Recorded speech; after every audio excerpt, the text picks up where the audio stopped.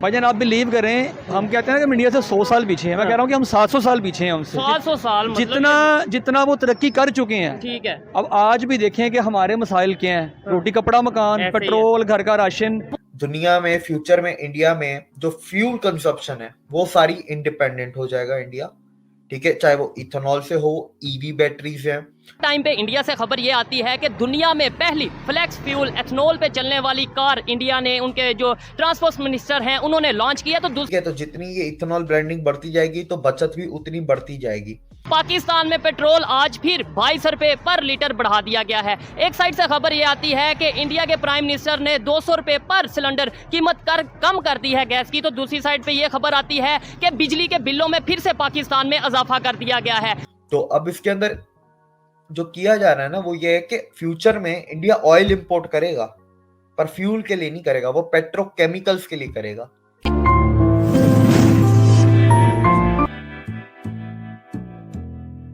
Time पे India से खबर ये आती है कि दुनिया में पहली फ्लेक्स फ्यूल एथनॉल पे चलने वाली कार इंडिया ने, उनके जो ट्रांसपोर्ट मिनिस्टर हैं उन्होंने लॉन्च किया। तो दूसरी साइड पे खबर ये आती है कि पाकिस्तान में पेट्रोल आज फिर 22 रुपए पर लीटर बढ़ा दिया गया है। एक साइड से खबर ये आती है कि इंडिया के प्राइम मिनिस्टर ने 200 रुपए पर सिलेंडर कीमत कम कर दी है गैस की। तो दूसरी साइड पे ये खबर आती है कि बिजली के बिलों में फिर से पाकिस्तान में इजाफा कर दिया गया है। कि क्या वजह है कि हम बिजली के बिलों के खिलाफ मतलब रोड पे आ रहे थे लोग एहतजाज के लिए, भी पीछे से वो वहां पे एहतजाज के लिए गए, पीछे से पेट्रोल की कीमत बढ़ गई है।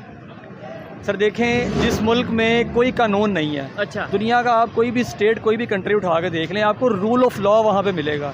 यहाँ पे कोई गवर्नमेंट, कोई केयर टेकर गवर्नमेंट कोई जिम्मेदारी लेने को तैयार नहीं है। नहीं, गवर्नमेंट तो रहती है यहाँ पे, केयर टेकर गवर्नमेंट अभी मौजूद है, तो जिम्मेदारी क्यों नहीं ले रहे? मतलब ये नहीं कह सकते कि गवर्नमेंट नहीं, गवर्नमेंट तो है। ये पेट्रोल किसने बढ़ा दिया कीमत? मैं कह रहा हूँ मौजूद है, लेकिन जब भी आप अरबाब इख्तियार से पूछेंगे तो वो आपको आए बाएं शाएं करवाएंगे। हाँ, कि उसकी गलती है या उसकी गलती है, मेरी तो कोई गलती नहीं है। एग्जैक्ट जवाब आपको नहीं मिलेगा। फिर आप ये देखें कि सबसे ज्यादा टैक्स कौन पे करता है? आप और हम लोग पे करते हैं। अभी लोग क्या कर रहे हैं, खुदकुशियां कर रहे हैं। आप अंदाजा लगाएं, दुनिया में किसी जगह भी ऐसे नहीं होता होगा कि पहले जो स्लैब रेट था बिजली का, 100 यूनिट का 300 का पहले एक होता था, 100 का एक, 200 का एक, 300 का उसके बाद डबल। अब एक बंदे ने खुदकुशी कर ली, उसका 7 लाख रुपए बिल आ गया घर। 7 लाख रुपया। अंदाजा लगाएं उसने क्या, उसके घर में 2 पंखे लगे हुए हैं, 4 लाइटें लगी। ठीक है। अच्छा, लोग इंडिया की अगर बात करें वो तो एथनॉल की तरफ जा रहे हैं, वो फ्लेक्स ऑयल की तरफ, फ्लेक्स फ्यूल की तरफ जा रहे हैं। हम लोग क्यों नहीं ये ऑयल से, पेट्रोल से जान छुड़वा के टेक्नोलॉजी की तरफ आते, मॉडर्न चीज़ों की तरफ जाते? सर उसकी सबसे बड़ी वजह यही है कि अगर आप अरबाब इख्तियार में जो बैठे लोग हैं, आप देखेंगे 12 बार वही चेहरे घूम फिर के आ जाते हैं। ठीक है। जब तक 65% आपकी यूथ है जो कि जिसकी एज 30 तक है, ऐसे ही है, जब तक वो लोग अपने इन मसाइल से बाहर नहीं निकलेंगे कि पेट्रोल का क्या बनेगा, घर में राशन कैसे आएगा, जब तक वो लोग नहीं आगे आएंगे, चीज कैसे आएगा? ऑब्वियस सी बात है। पहले एक नारा रोटी कपड़ा मकान का था, आज हमें फंसा उन चीजों में दिया गया। ठीक है, अब यहाँ पे रश देख लें। यानी हमें ये चीजों से कोई गर्ज नहीं है कि नेबर क्या कर रहा है, वो कितने आगे चला गया है, हमें इन चीजों से कोई ना हमें बताया जाता है और ना ही गर्ज है। भाईजान आप बिलीव करें, हम कहते हैं ना कि इंडिया से 100 साल पीछे हैं। मैं कह रहा हूँ कि हम 700 साल पीछे हैं हमसे। 700 साल जितना वो तरक्की कर चुके हैं। ठीक है। अब आज भी देखें कि हमारे मसाइल क्या हैं। रोटी कपड़ा मकान, पेट्रोल, घर का राशन। जब नौजवान इन मसाइल से बाहर नहीं निकलेगा तो वो इससे बढ़ के आगे क्या सोचेगा? और जो सोचना चाहता है, मतलब जो एग्जांपल देता है, लाइक अगर आप एग्जांपल देते हैं कि नेबर कंट्री में देख लो, ये कहा जाता है कि भाई उनकी तो बात ही ना करो, उनकी बात, मतलब हमें एक ऐसे साइकोलॉजिकली या इस तरीके से मेंटली तौर पे डिस्टर्ब कर दिया गया है, जकड़ लिया गया है कि अगर हम बात करते हैं कि भाई वो देखें वो भी हमारे साथ है, वो कहाँ चले गए, तो कहा जाता है ये तो उनकी बात कर रहे हैं। देखिए ना, कंपैरिजन हमारा असल में बनता उनसे ही है। ठीक है। लेकिन जिन बुनियादों पे बनता वहाँ पे हम करते नहीं, आज के दौर में बिल्कुल नहीं बनता। जिन बुनियादों पे बनता था उस पर कभी हमने किया ही नहीं। ऐसे ही कि मतलब वो हम और इकट्ठे हमने उन्होंने सफर स्टार्ट किया। सर आप किसी भी फील्ड में उठा के कंपेयर कर लें, ठीक है, उनकी एथिक्स, उनकी मोरालिटीज, उनके बिजनेस, हर चीज़ जो है वो हमसे 100 टाइम्स बेहतर है। वो कैसे आगे चले गए? वहाँ पे भी इंसान रहते हैं, इंडिया में भी, पाकिस्तान में भी इंसान रहते हैं। आप भी पाकिस्तान से मोहब्बत करते हैं, मैं भी करता हूँ, वो भी अपनी कंट्री से करते हैं। फिर इशू कहाँ पे आ गया? एजुकेशन का फ़र्क आ गया, सोच का फ़र्क कहाँ? मतलब मुझे समझ नहीं आता। भाईजान आपको भी पता है, मुझे भी पता है। ठीक है। जब हर इदारा वो काम करेगा जो उसका करने का काम है, अपनी लिमिटेशन में रहेगा, तो मुल्क कैसे ग्रो नहीं करेगा। अब वहाँ की डेमोक्रेसी देखें, यहाँ की डेमोक्रेसी देखें, जमीन आसमान का फर्क उधर है। मार्शल लॉ नहीं लगा, वहाँ पे रियल डेमोक्रेसी एग्जिस्ट करती है, हमारे यहाँ कोई चांस ही नहीं है डेमोक्रेसी का। ठीक हो गया, ये बहुत बड़ा डिफरेंस है। फिर अब ये देखें, रिसेंट जो स्टेट डिनर हुआ, मोदी गया वहाँ पे अमेरिका में, वो सारे बिजनेस टाइकून साथ लेके गया। ऐसे ही है। हमारे साथ यहाँ कौन जाता है आपको भी पता, मुझे भी पता है, यही एक मेजर डिफरेंस यही है। मेजर डिफरेंस है।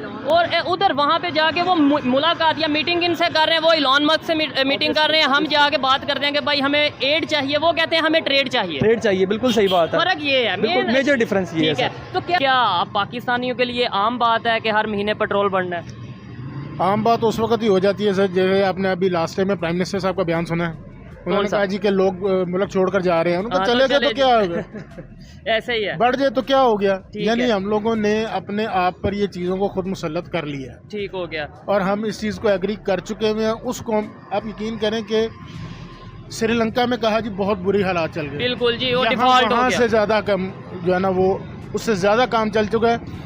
श्रीलंका में तो फिर भी उन्होंने अपने आप को स्टैब्लिश कर लिया, ठीक हो गया, हमारे करने के कोई हालात नजर नहीं आते। अच्छा, दुनिया में फ्यूचर में इंडिया में जो फ्यूल कंजप्शन है वो सारी इंडिपेंडेंट हो जाएगा इंडिया, ठीक है, चाहे वो इथेनॉल से हो, ईवी बैटरीज हैं, ईवी में भी किस्म किस्म की बैटरीज हैं, लिथियम आयन बैटरीज हैं, सोडियम आयन बैटरीज हैं, इन दोनों इंडिया में बन रही हैं।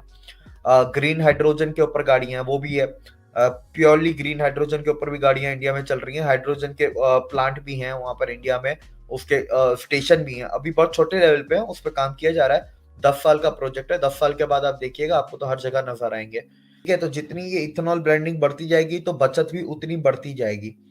दूसरा इसका फायदा ये है कि इथेनॉल जो है, पहली बात तो अगर 100% इथेनॉल जैसे टोयोटा का है, ठीक है, तो 100% इथेनॉल का जो रेट है इंडिया में वो है अराउंड 63 रुपीज पर लीटर, ठीक है। तो पेट्रोल से आप पकड़ लें 35 रुपए के आसपास, 30 से 35 रुपए के आसपास सस्ता है। फिर इसका एवरेज पेट्रोल से ज्यादा होगा, पोल्यूशन नहीं होगा।